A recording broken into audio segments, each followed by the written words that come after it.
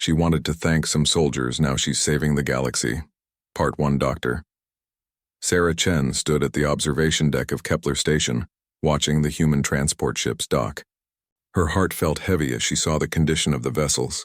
Scorch marks covered their hulls. Some had entire sections missing, hastily patched with emergency plating. These were the survivors coming home from the war against the Zephyrian horde. Sarah worked as a language expert at the Terran embassy. Her job was to help humans communicate with alien species. It was quiet work, mostly translating documents and helping with meetings. She preferred it that way. Sarah had never been comfortable with crowds or attention. But today was different. Today she had made cookies. The idea had come to her 3 days ago when she heard about the returning soldiers. Other embassy workers talked about them with respect, but also with distance. The Kepler diplomatic quarters were full of aliens from dozens of species. Most of them treated human military forces like a necessary evil. They were polite but cold. Sarah thought that was wrong. These soldiers had been fighting to protect everyone on the station. They deserved better than polite nods, so she had spent her weekend baking. Chocolate chip cookies, oatmeal raisin, and sugar cookies shaped like stars. She packed them in containers that would stay fresh. She wrote a simple note. "Thank you for keeping us safe." Now, as she watched the tired soldiers walk through the station corridors, Sarah felt nervous. What if they thought she was being silly? What if they were too tired to care about cookies? The first group of soldiers walked past the embassy district. Their uniforms were clean but faded. Their faces looked older than their years. Sarah stepped forward with her containers. "Excuse me," she said softly. A tall sergeant with gray in his hair turned to look at her. His eyes were tired but kind. "Yes, ma'am." Sarah held out the containers. "I wanted to thank you. All of you. I made these for you and your unit." The sergeant stared at the cookies for a moment. Then his face changed. The tiredness didn't leave, but something warm appeared in his eyes. "Ma'am, you didn't have to do this." "I know," Sarah said. "I wanted to." Other soldiers had stopped now. They looked at Sarah with surprise. One young private looked like he might cry. "Real cookies?" the private asked. "From Earth?" Sarah nodded. "Well, from the station kitchen. But I used my grandmother's recipes." The sergeant took the containers carefully. "Thank you, Dr. Chen. This means more than you know." Sarah felt confused. "How do you know my name?" "Your ID badge," he said with a small smile. "I'm Sergeant Rodriguez. This is my squad." The soldiers introduced themselves. They were polite and grateful. Sarah felt good about her decision to bring cookies, but as she turned to leave, another voice called out, "Dr. Chen?" This voice was different, deeper and more serious. Sarah turned to see a man in officer's uniform approaching. He was tall with dark skin and intense eyes. His uniform had commander's rank. "Commander Webb," Sergeant Rodriguez said with a salute. Commander Webb nodded to his sergeant, then looked at Sarah. "Doctor, could I speak with you privately? It's about your work with alien languages." Sarah felt nervous again. "Is something wrong?" "Maybe," Webb said. "Maybe you can help us find out." They walked to a quiet corner of the station. Webb looked around to make sure no one could hear them. "Doctor, how well do you know Zephyrian communication patterns?" Sarah thought carefully. "Better than most humans. I've studied their broadcast transmissions for 3 years. Their language is complex, but I can understand the basic structure." "Why?" Webb pulled out a small device. "We captured some of their communications during our last mission. Our regular translators say it's just battle chatter, but something feels wrong about it." He activated the device. Strange clicking and whistling sounds filled the air. Sarah listened carefully. She had heard Zephyrian speech before, but this was different. The patterns were unusual. "Can you play it again?" she asked. Webb replayed the recording. Sarah closed her eyes and focused on the sounds. Zephyrian language had 3 layers: the basic words, the emotional context, and the cultural meaning. Most translators only caught the first layer. "This isn't battle chatter," Sarah said slowly. "They're talking about archives, cultural records." Webb leaned forward. "What kind of cultural records?" Sarah listened to the recording 2 more times. Each time she understood more. The Zephyrians weren't just talking about records. They were talking about collecting them, studying them, and then, "Oh no," Sarah whispered, "what is it?" "They're not just conquering species," Sarah said. "They're cataloging them, learning everything about their culture and history." But the word they use at the end, it means erasure or cleaning. Webb's face went dark. They're studying species before they wipe them out completely. Sarah nodded. But why would they need to study them first? Before Webb could answer, alarms began blaring throughout the station. Emergency lights flashed red. The station's communication system crackled to life. All personnel to emergency stations. Unknown ships approaching. Repeat, unknown ships approaching. Webb grabbed Sarah's arm. We need to get you to safety. What's happening? Zephyrian scout ships, Webb said grimly. They must have tracked us here. They ran through the station corridors. Other people were running too. Sarah saw alien diplomats she recognized, all heading for the secure areas, but the human soldiers were running in the opposite direction toward the docking bays. Where are they going? Sarah asked. To fight, Webb said. Explosion sounds echoed through the station. The lights flickered. Sarah stumbled, but Webb caught her arm. The embassy safe room is just ahead, Webb said. They reached a heavy door marked with Terran symbols. Webb typed in a code and the door opened. Inside was a small room with communication equipment and emergency supplies. Stay here, Webb told her. Don't open this door for anyone except human personnel. Wait, Sarah said. That recording. It might be important. Webb handed her the device. Keep it safe. If something happens to me, make sure other humans hear it. More explosions shook the station. Through the small window, Sarah could see Zephyrian ships attacking the station's defenses. Their ships were sleek and dark, nothing like human vessels. Webb's radio crackled. Commander, we need you at Docking Bay 7. Zephyrian boarding parties. On my way, Webb replied. He looked at Sarah one more time. Thank you for the information, Doctor. And thank you for caring about our soldiers. Then he was gone, running toward the battle. Sarah sat alone in the safe room, holding the device with the Zephyrian recording. Outside, she could hear weapons fire and shouting. The station shook with each explosion. She played the recording again, trying to understand more. The Zephyrians had mentioned specific terms she hadn't caught before. Words about pattern completion and final protocols. As she listened, Sarah began to realize something terrifying. The Zephyrians weren't just conquering the galaxy randomly. They had a plan, a specific goal, and whatever they were looking for, they needed to understand other species completely before they could achieve it. The battle outside grew louder. Sarah clutched the recording device and hoped the human soldiers would survive. She had only wanted to thank them with cookies.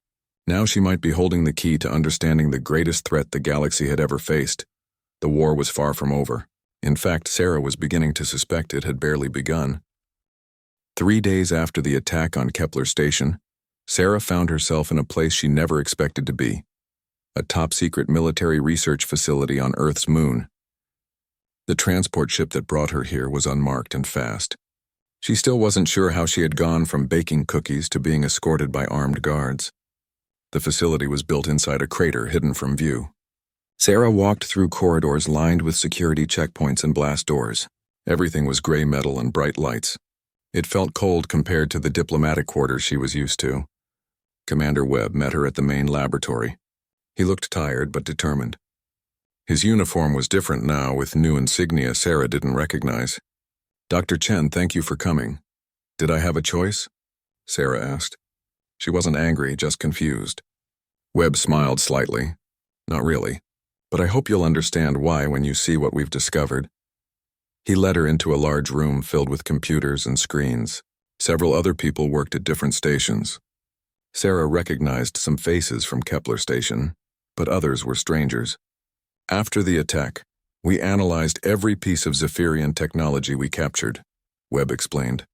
What we found changes everything we thought we knew about this war. A woman with short blonde hair approached them. Dr. Chen? I'm Lieutenant Colonel Hayes, Intelligence Division. We need your help with something. Hayes led them to a wall covered with displays. Some showed star maps. Others showed symbols and text in different alien languages. The recording you helped us translate was just the beginning, Hayes said. We've captured more Zephyrian communications. Each one reveals more about their true purpose. Sarah looked at the displays. What have you learned? They're not just conquering randomly, Webb said. They have a specific target, something they call the Nexus. Hayes pulled up a new display. It showed an ancient symbol surrounded by smaller images. According to our research, the Nexus is a legendary archive. Stories about it appear in the mythology of dozens of species across the galaxy. A library? Sarah asked. More than that, Hayes said.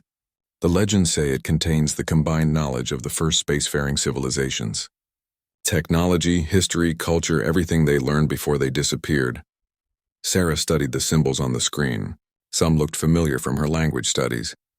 If it's just a legend, why do the Zephyrians care about it? Webb activated another display. This one showed a recording of Zephyrian speech. Listen to this. It's from their latest transmission. The clicking and whistling sounds filled the room. Sarah listened carefully, picking apart the layers of meaning. As she understood more, her face went pale. They found something, she said quietly. Evidence that the Nexus is real. What else? Hayes asked. Sarah listened to the recording again. They're not just looking for knowledge. They're looking for something specific in the Nexus, something about quantum signatures? Hayes and Webb exchanged looks.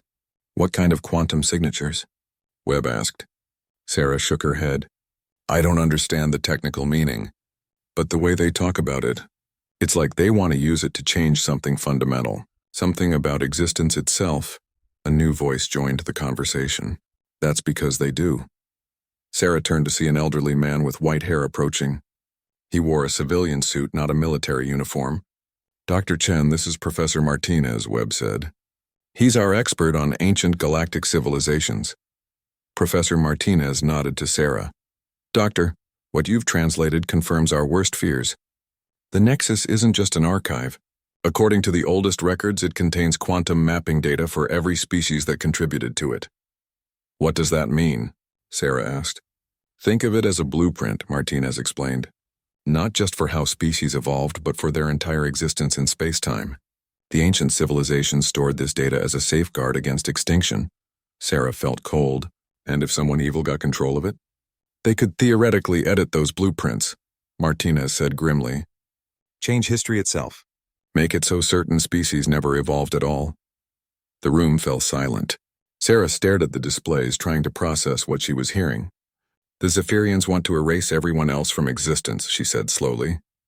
And not just kill them. Make it so they never existed. That's our theory, Hayes said. They're studying each species before they destroy them, gathering the cultural and biological data they need to identify and modify the quantum signatures. Webb pulled up another display. This one showed a galaxy map with red markers spreading across it. They're not just conquering anymore. They're conducting systematic research on every species they encounter. Once they have enough data, they'll search for the Nexus. Sarah looked at the spreading red markers. So many species already lost. How long do we have? Unknown, Hayes said. But our intelligence suggests they're close to having enough data to begin their search. What can we do? Sarah asked. Find the Nexus first, Webb said simply. Sarah stared at him. I'm a language expert, not an explorer. I work with documents and translations. Exactly, Martinez said. The clues to finding the Nexus are linguistic, hidden in ancient texts and cultural references across dozens of species. We need someone who can read between the lines, understand meaning that goes beyond literal translation. Sarah felt overwhelmed. There must be other experts who know more than I do. Maybe, Webb said. But you're the one who figured out what the Zephyrians were really doing. You saw patterns our other translators missed. Hayes activated a new display. It showed examples of ancient text from different species. We've been collecting these fragments for months.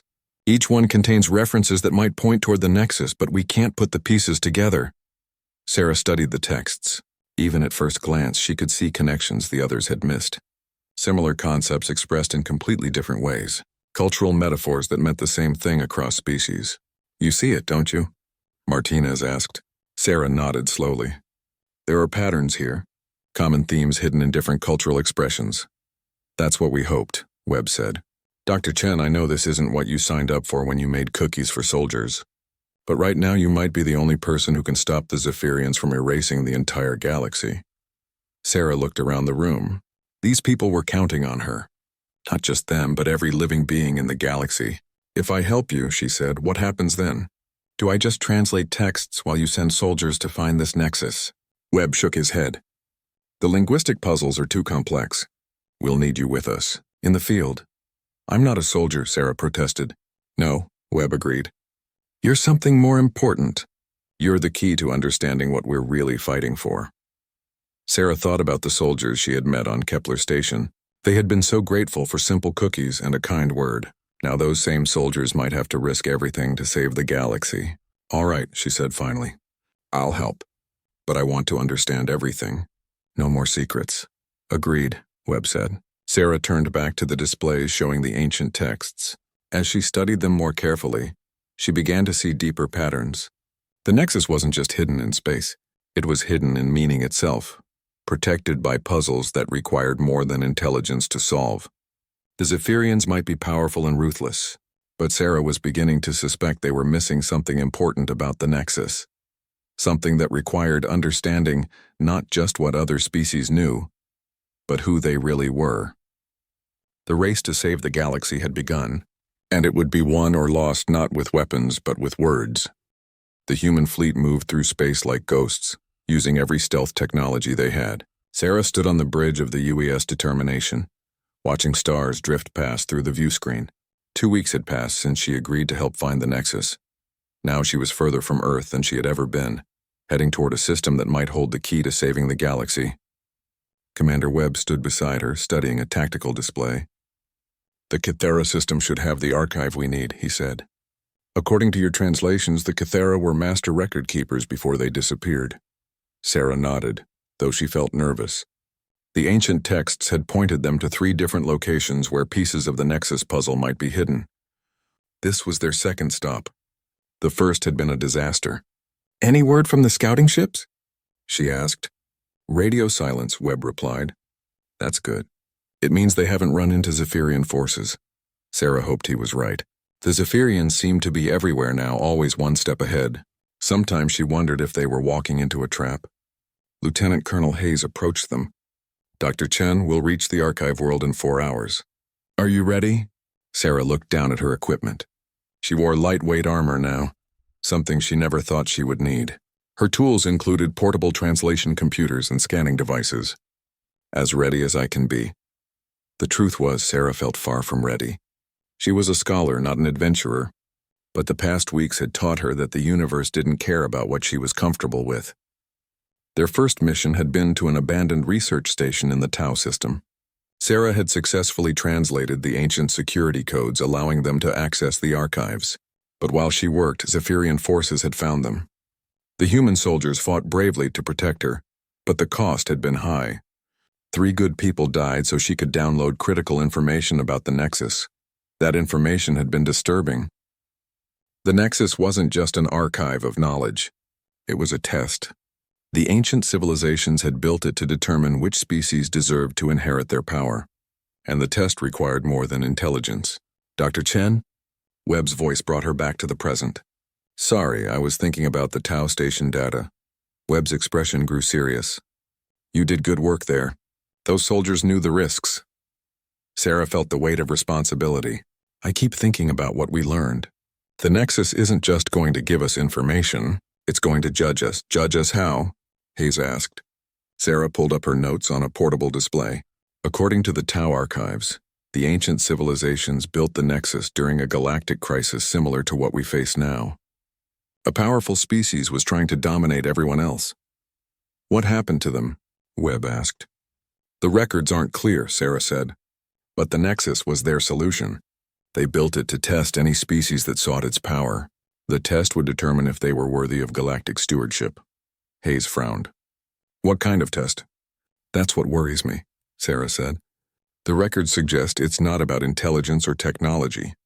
It's about character, about what a species values when everything is at stake. The ship's intercom crackled. All stations were approaching the Kythera system. Prepare for sensor sweep. Sarah felt her stomach tighten. Each mission brought them closer to finding the Nexus, but also closer to the Zephyrians. Intelligence reports suggested the enemy was searching the same locations, following similar clues. The bridge activity increased as they entered the system. Officers called out readings from their stations. 3 planets, 2 asteroid belts, the navigation officer reported. No immediate signs of enemy activity. The archive world should be the second planet, Sarah said, checking her notes. The Kythera built their main library and underground chambers. Webb studied the tactical display. Looks quiet. but we'll take standard precautions. 2 hours later, Sarah found herself in a landing shuttle with a team of Marines. The planet below was gray and lifeless. The Cathara had been extinct for thousands of years, but their constructions remained. The shuttle landed near a large complex of stone buildings. Even from a distance, Sarah could see the intricate carvings that covered every surface. The Cathara had been artists as well as scholars. "Air is breathable," Sergeant Martinez reported. No life signs detected. Sarah stepped out of the shuttle with the landing team. The silence was overwhelming. Wind moved through the ancient buildings, creating haunting sounds. "The main archive should be through that entrance," Sarah said, pointing to a large doorway covered in symbols. As they walked toward the building, Sarah studied the carvings. The Cathara had recorded their entire history on these walls, stories of discovery, growth, and eventually fear. Near the end, the carvings showed images of dark ships in space. They faced the same enemy we do, Sarah realized. Or something like it. Inside the building, they found vast chambers filled with crystal storage devices. The Cathara had preserved their knowledge in a form that would last forever. "Incredible," one of the Marines whispered.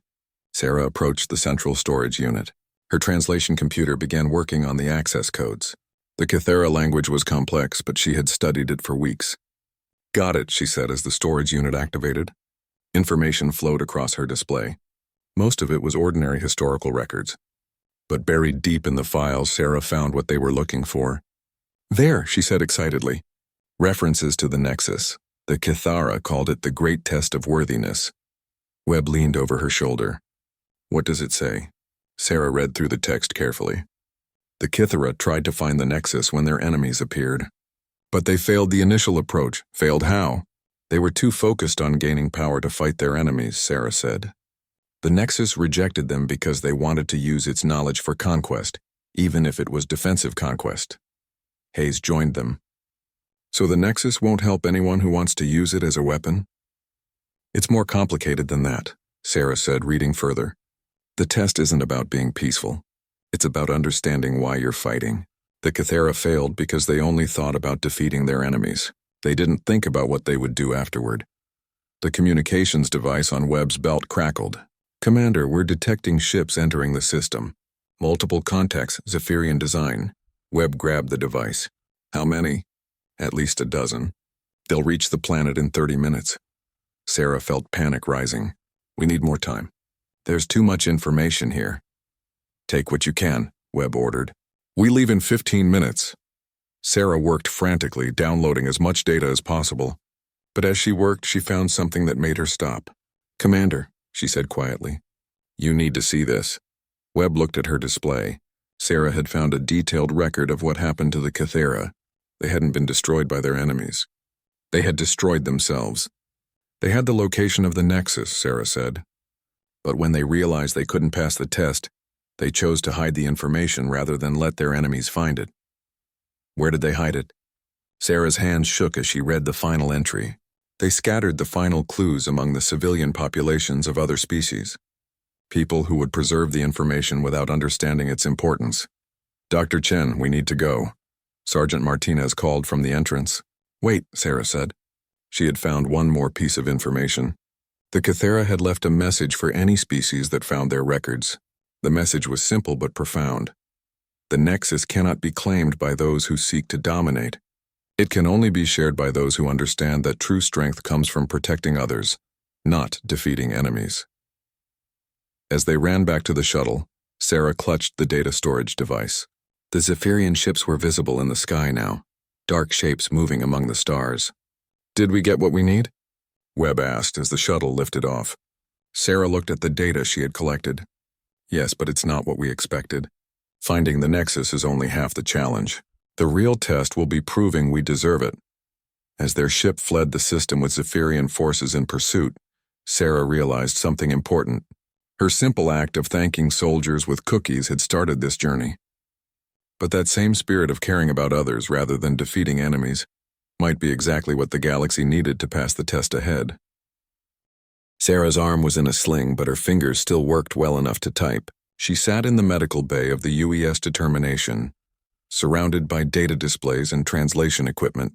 3 days had passed since the battle at Proxima Archive, and she was still processing what they had learned.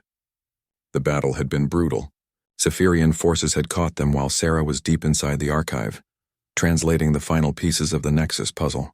When the attack came, the human Marines had made a choice that still amazed her. Instead of retreating to safety, they had held their position to give her time to complete her work. "The bleeding has stopped," Dr. Kim said as she checked Sarah's bandages. "But you need to rest that arm." Sarah barely heard her. She was staring at the translation she had completed just before the shrapnel hit her. "I found it," she said quietly. Commander Webb looked up from his tactical planning. "Found what?" "The location of the Nexus." Sarah's voice was tired but excited. "It's not where we thought. It's not hidden in some distant system or protected by ancient defenses." Lieutenant Colonel Hayes joined them. "Where is it?" Sarah pulled up a star chart on her display. "Here, in the Centauri system. It's been hiding in plain sight for thousands of years." Webb studied the chart. "That's impossible. We've surveyed every planet in that system dozens of times." "Not every planet," Sarah said. "And not every moon. The Nexus is inside Centauri B's largest moon. The ancient civilizations built it to look like a natural formation." Hayes frowned. "That moon has been mined for centuries. Surely someone would have found artificial structures." Sarah shook her head. "The Nexus is deeper than any mining operation, and it's protected by more than just distance. According to the archives, it's guarded by artificial intelligences that have been waiting for the right species to arrive." "What makes a species right?" Webb asked. Sarah hesitated. The answer was complicated, and she wasn't sure how the military leadership would react to it. "The Nexus isn't designed to help the strongest species win," she said carefully.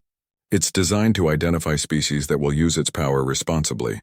Meaning, the Guardian AIs will test anyone who approaches. But the test isn't about intelligence or military strength. It's about moral character." Webb's expression grew serious. "What kind of test?" Sarah brought up her translation of the Guardian protocols.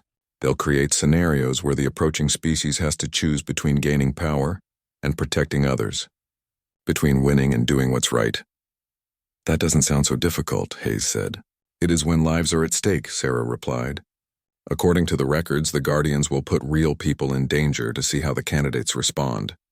If they prioritize their mission over protecting innocents, they fail." Dr. Kim finished with Sarah's bandages and left them alone. The medical bay felt too quiet after the chaos of recent battles. "There's something else," Sarah said. "The Proxima archive contained records of other species that tried to reach the Nexus. Most of them failed the Guardian test. What happened to them?" "They were turned away. The Guardians didn't harm them, but they were forbidden from trying again." Sarah paused. "But there's one record that's different.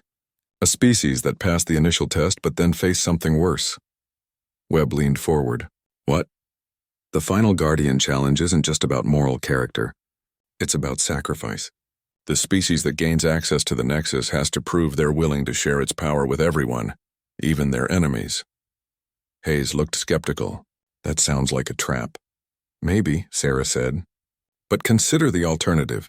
If someone evil gets control of the Nexus, they could erase entire species from existence. The Guardians need to be certain that whoever gains access will use the power to protect life, not destroy it." Webb's communication device buzzed. "Commander, we're receiving a priority transmission from Fleet Command." "Put it through to the medical bay," Webb said. Admiral Chen's voice filled the room. Sarah was surprised to hear her own last name, but the Admiral had made it clear they weren't related. "Commander Webb, our long-range sensors have detected massive Zephyrian fleet movements. They're converging on the Centauri system." Webb and Hayes exchanged looks. "How did they know?" Hayes asked. Sarah felt sick. They must have found the same clues we did. "Or they captured someone who knew," Admiral Chen continued. "We're dispatching every available ship to intercept them. But our fleet is outnumbered 3-1. We need to reach the Nexus before they do." "Understood, Admiral," Webb replied. "We're already en route to Centauri. There's one more thing," the Admiral said. "We've received distress calls from civilian evacuation ships in the Centauri system. Zephyrian advance forces are attacking refugee convoys." Sarah's blood went cold. "How many civilians?" "Approximately 50,000 souls from 6 different species," the Admiral said. "They were fleeing from conquered worlds." Webb was quiet for a moment. "Admiral, what are our orders regarding the civilians?" "Your primary mission is to secure the Nexus," Admiral Chen said. but I leave tactical decisions to your discretion." The transmission ended. Sarah looked at Webb and Hayes, seeing her own thoughts reflected in their faces. "This is exactly what the Guardian test is about," she said quietly. "Do we prioritize our mission or protect the civilians?" "We can do both," Webb said, but his voice lacked confidence. Hayes pulled up a tactical display. "The refugee ships are scattered across the system. If we stop to help them, the Zephyrians will reach the Nexus first. And if we don't help them, 50,000 people die," Sarah said. Webb studied the display for a long time. Sarah could see him weighing military necessity against moral obligation. It was exactly the kind of choice the ancient Guardians had designed their test around. "Commander," Sarah said softly, "may I ask you something?" "Go ahead." "Why did you and your soldiers stay to protect me at Proxima Archive? You could have completed the mission faster if you'd left me behind when the attack started." Webb looked at her with surprise. "We don't leave people behind. That's not who we are." "Even when it makes the mission harder?" "Especially then," Webb said firmly. "If we become the kind of people who abandon others to save ourselves, what's the point of winning?" Sarah felt a surge of hope. "Then you understand what the Guardian test is really measuring." Hayes looked confused. "I don't follow." "The Guardians don't want to know if we're strong enough to defeat the Zephyrians," Sarah explained. "They want to know if we're good enough to deserve the power to reshape the galaxy." Webb's expression grew determined. "Signal the fleet. We're changing course to assist the civilian evacuation ships." "Sir, that will delay our approach to the Nexus," Hayes protested. "Then we'd better work fast," Webb said. "Dr. Chen, how long do you need to prepare for the Guardian test?" Sarah looked at her notes. There was still so much she didn't understand about the ancient protocols. But time was running out. "I'll be ready," she said. As the ship changed course toward the first group of refugee ships, Sarah realized that the real test had already begun. The human fleet was about to prove whether they deserved the power to save the galaxy, not by defeating their enemies, but by refusing to abandon those who needed protection. The Nexus was waiting, but first, they had to show they were worthy of what they sought. The Nexus chamber was vast beyond imagination. Sarah stood at its center, surrounded by walls that seemed to stretch into infinity. Crystalline structures pulsed with soft light, creating patterns that hurt to look at directly. This was the heart of the ancient archive, hidden for millennia beneath the surface of Centauri B's moon. The journey to reach this place had been costly. The human fleet had saved 37,000 civilians from the Zephyrian attack, but the delay had allowed enemy forces to reach the moon first. Commander Webb and his soldiers were still fighting on the surface, buying Sarah time to communicate with the Nexus Guardians. "Dr. Chen," a voice said behind her. Sarah turned to see a figure approaching. It looked human, but she knew it wasn't. This was one of the Guardian AIs taking a form that would be comfortable for her to interact with. "I am Guardian Prime," the figure said. "We have been expecting you. You know why I'm here?" "We know everything that happens in this galaxy," Guardian Prime replied. "We have watched the Zephyrians spread across the stars. We have seen species fall, and we have waited for someone worthy to seek our help." Sarah felt nervous. "Are humans worthy?" Guardian Prime smiled. "That remains to be determined. But your actions in reaching this place suggest promise." Another figure appeared beside Guardian Prime. This one took the form of a Kithara, one of the extinct species Sarah had studied. "I am Guardian Historical," the new figure said. "I speak for all the species whose knowledge is preserved here." More Guardians appeared. Each took the form of a different species. Soon Sarah was surrounded by representatives of civilizations that had been lost to time. "We know of your work, Dr. Chen," Guardian Prime said. "You have studied our languages, learned our histories, but understanding our past is not enough to gain access to our power." "What do you need from me?" Sarah asked.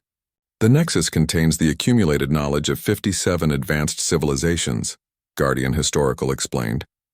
"But more than that, it contains the quantum signatures of every species that contributed to it. With this information, the fundamental nature of reality can be altered." Sarah felt cold. "You could change history itself." "Indeed," Guardian Prime said. "Make it so the Zephyrians never evolved, or ensure that humanity becomes the dominant species in the galaxy. The power is absolute." "But that's not what you're offering, is it?" Sarah said. Guardian Prime looked pleased. "Explain your reasoning." Sarah thought about everything she had learned during her journey. The Guardians are testing moral character, not just intelligence. If you were going to give this power to whoever was strongest or smartest, you wouldn't need tests at all. Continue. The real question isn't whether we can use this power to defeat our enemies, Sarah said. It's whether we should have this power at all. Guardian Historical stepped forward. And what is your answer? Sarah was quiet for a moment. Through the chamber's walls, she could hear distant sounds of battle. Webb and his soldiers were still fighting to protect her and the civilians they had rescued. No one should have this power, she said finally. Not humans, not Zephyrians, not anyone. The ability to erase species from existence is too dangerous. The Guardians exchanged looks. Yet the Zephyrians seek exactly that power, Guardian Prime said.